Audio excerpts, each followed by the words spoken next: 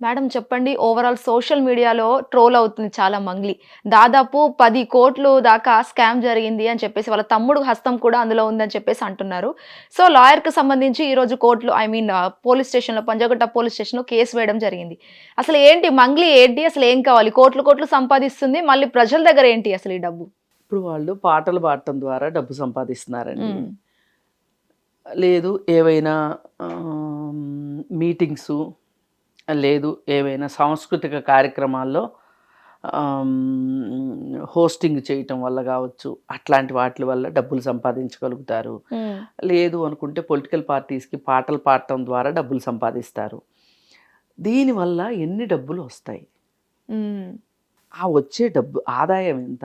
ఆ రకంగా వచ్చే ఆదాయం ఎంత? వాళ్ళ జీవన శైలి ఎలా ఉంది? కార్లు, బంగారాలు, నెట్ క్యాషు ఇవన్నీ ఎక్కడి నుంచి వస్తున్నాయి? అయితే వీళ్ళు ఏదో ఒక అధిక వడ్డీలు ఆశ చూపించి అప్పులు తీసుకున్నారు. ఇన్వెస్ట్మెంట్ లాగా తీసుకున్నారు. దానికి చాలా ఎక్కువ రేటు వడ్డీలు చెప్పి చాలామంది దగ్గర డబ్బు సేకరించారు.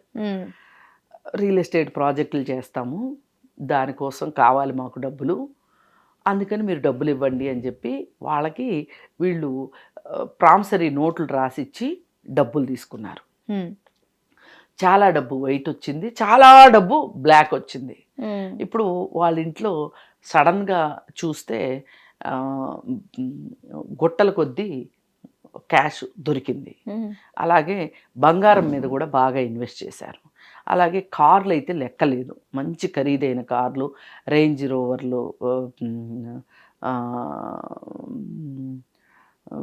అదేంటి ఇంకేవో ఉంటాయి కదా కార్లు, చాలా పెద్ద పెద్ద కార్లు, అంటే ₹1,00,00,000 ఖరీదు చేసే కార్లు, అట్లాంటి కార్లు ఉన్నాయి. ఖరీదైన ఇళ్ళు, ఇవన్నీ ఎక్కడి నుంచి వచ్చాయి అనేది ప్రశ్న. ఇప్పుడు మీరు అసలు ఈ విధంగా ప్రజల దగ్గర నుంచి డబ్బులు సేకరించడం ఎంతవరకు కరెక్టు?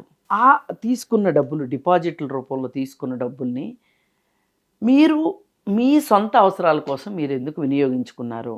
వాళ్ళకి ఎట్లా రిటర్న్ చేస్తారు? రిటర్న్ చేయాలి అంటే వాళ్ళు ఒక్కొక్కళ్ళు కర్ణాటక నుంచి కూడా చాలా సేకరించారు. ఒక అమ్మాయిని అయితే 5 లక్షలు ఇచ్చిందంట వీళ్ళకి.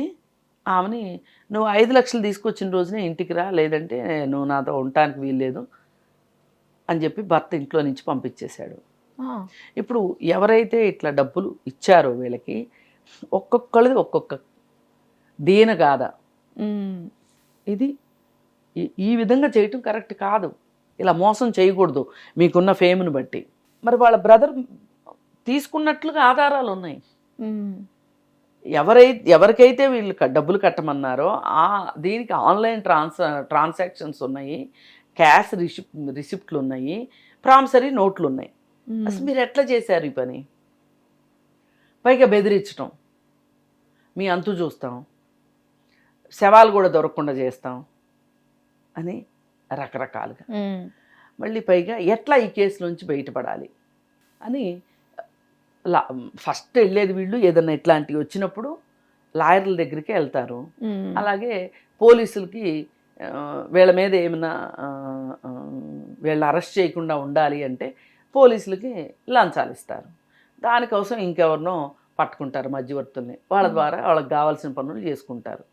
కానీ ఒక్కసారి ఆలోచించాల్సింది, మీరు విలాసంగా బతకటం కోసం, మీరు ఆస్తులు కూడబెట్టుకోవటం కోసం చిన్న చిన్న వాళ్ళ పొట్ల కొట్టడము, వాళ్ళ కాపురాలు నాశనం చేయటం, వాళ్ళు పెళ్ళిళ్ళు చేసుకుందామనో లేకపోతే ఇంకో దానికో పెట్టుకుంటారు ఆ డబ్బుల్ని. ఇది పూర్తిగా ఇలా చేయటానికి మీకు ఉన్న సమాజంలో మీకున్న పరపతిని, మీకున్న హోదాని, లేకపోతే మీకున్న రాజకీయ నాయకులతో మీకున్న పరిచయాల్ని వాడుకుని ఇలా ప్రజలను మోసం చేస్తామంటాం మట్టుకు కరెక్ట్ కాదు. ఇది చీటింగ్ అవుతుంది, క్రిమినల్ బ్రీచ్ ఆఫ్ ట్రస్ట్, నమ్మక ద్రోహం కిందకు వస్తుంది. ఇట్లా చాలా సెక్షన్స్ పెడతారు వీళ్ళ మీద, పెట్టాలి. ఎవరి డబ్బులు వాళ్ళకి వీళ్ళు కక్కాల్సిందే. అంటే కేవలం ఈ ఇష్యూనే కాకుండా మేడం, అంతకుముందు బర్త్డే పార్టీలో డ్రగ్స్ తీసుకోవడం కూడా అది జరిగింది కదా. సో అప్పుడు కూడా పోలీసులు ఏం చేయలేకపోయారు ఈవిడ విషయంలో? అంటే ఆవిడ తీసుకోలేదు అని టెస్ట్లో ఆవిడ తీసుకోలేదు, ఎవరో తీసుకున్న వాళ్ళు వచ్చారు అక్కడికి, ఆమె పరుగు భంగం కలగటం కోసమే ఇట్లా చేశారు అని చెప్పి అన్నారు. నాకైతే ఆమె తీసుకుంది అని నేను చెప్పలేను, కానీ అసలు ఇలాంటి యాక్టివిటీస్ వల్ల మీరు నలుగురిలో మీకున్న పేరు ప్రఖ్యాతులు పోగొట్టుకోవటం తప్పితే ఏమీ లేదు. అవును, నిబంధనలకి విరుద్ధంగా వెళ్ళారు అంటే ఏం చేసినా అది, ఇప్పుడు ఒక పర్మిషన్ తీసుకోవాలి అని మన చట్టం చెప్తుంది అన్నప్పుడు తీసుకోవాల్సిందే. పర్మిషన్ ఇవ్వను అన్నప్పుడు ఓకే. కానీ ఇప్పుడు మాలాంటి వాళ్ళం ఉద్యమాలు చేసేటప్పుడు పర్మిషన్ తీసుకోకుండానే మేము ధర్నాలు చేస్తాం, రాస్తారోకోలు చేస్తాం, మీటింగులు పెడతాము, ఇవన్నీ చేస్తాం. ఎవరి కోసం? అవి మా సొంతం కోసమా? ప్రజల అవసరాల కోసం, ప్రజల సమస్యల కోసం మేము పోరాడతాం. అలాంటప్పుడు మేము పర్మిషన్లు తీసుకోవాల్సిన అవసరం లేదు. అసలు ఒకప్పుడు మేము ఎంగేజ్లో ఉన్నప్పుడు ట్రైన్ టికెట్ కూడా కొనేవాళ్ళం కాదు, ఎక్కేసేవాళ్ళం ట్రైన్ అంతే. ఇప్పుడు హైదరాబాద్లో మీటింగ్ జరుగుతుంది అనుకోండి, విజయవాడ నుంచి రావాలనుకోండి, చలో హైదరాబాద్, ట్రైన్ ఎక్కేయడమే. అంటే అది ఎవరి కోసం చేస్తున్నాం? మనం మన సొంతం కోసం చేస్తున్నామా? కాదు కదా. మీరు వ్యాపారం కోసం చేస్తున్నారన్నప్పుడు వ్యాపారాన్ని వ్యాపారంలాగా చేయండి. మీరు పార్టీ చేసుకునేటప్పుడు అక్కడ నిబంధనలు ఉన్నాయి అంటే నిబంధనల ప్రకారం మీరు పర్మిషన్ తీసుకోవాల్సిందే. ఆ రోజు పర్మిషన్ కూడా తీసుకోలేదు.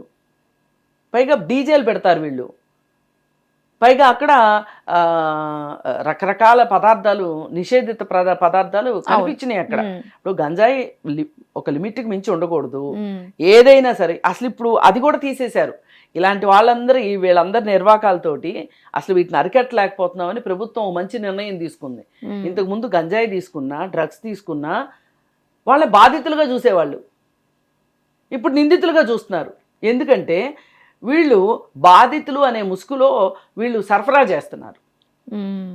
ఇప్పుడు రోజుకి 10 మంది పట్టుబడ్డారనుకోండి, పట్టుబడకుండా 100 మంది ఉంటారు. ఇప్పుడు ప్రతి ఒక్కరిని చెక్ చేయలేరు కదండి పోలీసులు. వాళ్ళకి ఏదో ఎవరి ద్వారానో, ఇంటెలిజెన్స్ ద్వారానో, లేకపోతే నిఘా వర్గాల ద్వారానో పలానా వ్యక్తి తీసుకెళ్తున్నాడు అంటే ఆ పలానా వ్యక్తిని పట్టుకోగలుగుతారు. అంతేగాని ప్రతి ఒక్కరిని చెక్ చేస్తే ఊరుకుంటామా అండి? ఇప్పుడు మిమ్మల్ని చెక్ చేస్తే మీరు ఊరుకుంటారా? ఏ ఆధారంతో నా బ్యాగ్ ముట్టుకున్నావు అని అడుగుతామా? అడగ. మీ బ్యాగ్ను కానీ నా బ్యాగ్ను కానీ ముట్టుకోలేరు. వాళ్ళకి సమాచారం ఉంటుంది. అలా అన్నిసార్లు సమాచారం రావాలని లేదుగా.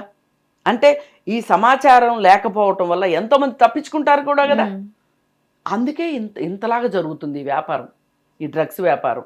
ఇంత ఈగిళ్ళని, అదని, ఇదని, ఈ వ్యవస్థల్ని ఆధారంగా చేసుకొని ఉక్కుపాదం మోపుతుంది ప్రభుత్వం. ఏ మాటకు ఆ మాట ప్రభుత్వం చెయ్యగలిగిన విధంగా చేస్తుంది. యువత ఈ మత్తులో చిత్తు అయిపోతున్నారు అని చేస్తుంటే సహకారం అందించాలి కదా.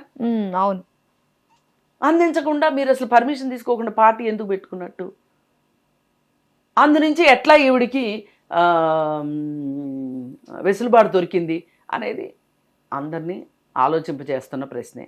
అది కాకుండా ఈ మధ్యకాలంలో ఒక బూతు పాట పాడింది అనే దాని విషయంలో కూడా ఆమె వార్తల్లోకి వచ్చింది. అది వచ్చిన వెంటనే ఈ మనీ స్కామ్ ఒకటి, ఇలా చాలామంది అండి సెలబ్రిటీ ముసుగులో చాలా మోసాలు చేస్తున్నారు. డబ్బు సంపాదించుకోవాలనుకుంటున్నారు, డబ్బు సంపాదించుకోవటమే పరమావధి అనుకుంటున్నారు. ఇప్పుడు మీ దగ్గర ఒక ఆర్ట్ ఉంది, పాట పాడగలరు, మీ దగ్గర ఒక స్కిల్ ఉంది, పాడండి, డబ్బు సంపాదించుకోండి. ఎంతమంది ఇలా డబ్బులు సంపాదించుకున్న వాళ్ళు లేరండి? ఇప్పుడు బాలసుబ్రహ్మణ్యం గారు కావచ్చు, ఘంటసాల గారు కావచ్చు, సింగర్ సునీత గారు కావచ్చు, లేకపోతే ఇంకా చాలామంది ఉన్నారు. వాళ్ళందరూ ఎందుకంటే ఇళయరాజా కావచ్చు, జేసుదాస్ గారు కావచ్చు, వాళ్ళు ఎంత కష్టపడ్డారు. ఇప్పుడు నేను చెప్పిన ఈ లిస్టు వాళ్ళు మొత్తం పేదరికం నుంచి వచ్చిన వాళ్ళే, ఎవ్వరు డబ్బులున్న వాళ్ళు కాదు. ఏఆర్ రెహమాన్ దగ్గర నుంచి ఎన్ని కష్టాలు పడ్డారు. మరి వాళ్ళు కష్టాలు పడి వాళ్ళు ప్రొఫెషన్లో నిలదొక్కుని వాళ్ళు డబ్బు సంపాదించుకున్నారు. వీళ్ళలో ఇప్పుడు నేను చెప్పిన వాళ్ళందరూ ఆర్థికంగా స్థిరపడ్డారు. కేవలం పాటలు పాడటం వల్లే కదా. ఉమ్, ఆ పాటలు పాడినప్పుడు వచ్చిన డబ్బుని ఇంకెక్కడో ల్యాండ్లోనో లేకపోతే ఇళ్ల మీదో లేకపోతే బంగారం మీదో ఇన్వెస్ట్ చేసుకుని అవి రేట్లు పెరిగినాయి. అంతేగాని ఒకరిని మోసం చేసైతే కాదు కదా. ఉమ్, ఎందుకంటే ఇలాంటి స్కిల్ ఉన్న కుటుంబ సభ్యులు ఉంటే వాళ్ళ పక్కన కొంతమంది చేరతారు ఉమ్, చెదపురుగుల్లాగా. ఒకప్పుడు రోజాకు కూడా వాళ్ళ బ్రదరు రియల్ ఎస్టేట్ చేసి రోజా పేరు చెప్పుకొని డబ్బు సంపాదించాడు అని చెప్పి మోసం చేశాడు అనేది కూడా వచ్చింది. ఉమ్, అట్లా చాలామంది సెలబ్రిటీలు వస్తూ ఉంటారు. ఇప్పుడు ఈమె కథ కూడా అదే, మంగ్లీ కథ కూడా అదే. ఉమ్, వాళ్ళ బ్రదరు మెయిన్, బ్రదర్ అలా చేస్తున్నాడంటే నువ్వు నిద్రపోతున్నావా? ఇప్పుడు కేసు నువ్వు కూడా సమాధానం చెప్పుకోవాల్సి వస్తున్నావు కదా. ఇప్పుడు ఆమె పరారీలో ఉంది, ఇంకా అరెస్ట్ చేయలేదు. వాళ్ళ బ్రదర్ని అయితే అరెస్ట్ చేశారు కానీ ఉమ్, ఇంకా ఈ కేసులో ఇంకా ఎవరో 2-3 ఉన్నారు అని అంటున్నారు. వాళ్ళని కూడా అరెస్ట్ చేస్తే విచారిస్తారు ముందైతే. ఉమ్, ఆధారాలు దొరికితే వాళ్ళని కూడా అరెస్ట్ చేస్తారు. ఎవరిని వదలరు. మంగ్లీ ఎన్ని రోజులని ఆమెకైతే యాంటిసిపేటరీ బెయిల్ అయితే దొరకదు ఖచ్చితంగా. ఏ రోజుకైనా ఆమె లొంగిపోవాల్సిందే. ఉమ్, ఈ కేసులో ఇవ్వరు. పైగా ఇది హై ప్రొఫైల్ కేసు, అంటే ఎక్కువ మోసం ఎక్కువ ఉంది దాని రూపంలో. అవును. కాబట్టి హై ప్రొఫైల్ కేసు కింద సిసిఎస్ టేకప్ చేస్తుంది. సిసిఎస్ వాళ్ళు ఊరుకోరు. అందుకని ఏది ఏమైనా నేను చెప్పొచ్చేది ఏంటంటే ఫైనల్గా ఎవరైనా సరే మీరు మీ దగ్గర ఉన్న స్కిల్ తోటి డబ్బు సంపాదించుకోండి. రైట్. అంతేగాని వేరే వాళ్ళ కడుపు కొట్టి మట్టుకు సంపాదించు. హిట్ టీవీ యాప్, ఇందులో short news, live news, entertainment shows, movies, digital magazines తో పాటు మీ జిల్లా వార్తలను కూడా ఫ్రీగా చూడొచ్చు.